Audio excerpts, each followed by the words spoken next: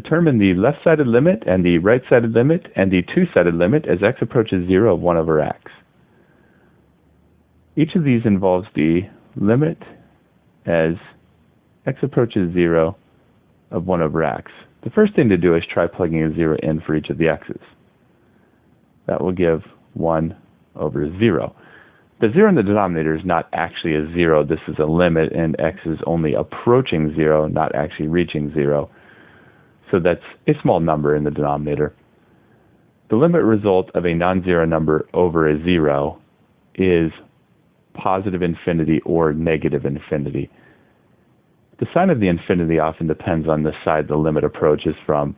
Therefore, each of the one-sided limits will have to be worked out separately. We have the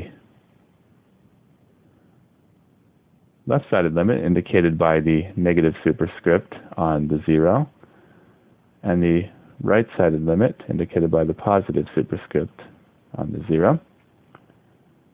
Let's start with the left-sided limit. The left side of 0 on the number line is negative numbers. And therefore, when plugged in for x, it'll be a negative small number indicated by negative 0. The numerator is a positive 1, and we have a positive divided by a negative, which will give a negative, and a non-zero number over a 0, which will give an infinity. So that one results in negative infinity. Now let's look at the right-sided limit. The right side of 0 on a number line is positive numbers. This will give a positive 0 when plugged in for x.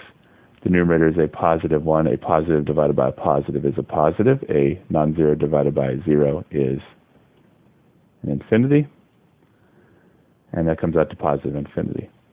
The two-sided limit depends on the results of the two one-sided limits. They do not match each other here, so the two-sided limit up here will be does not exist. And there's the results of the three limits.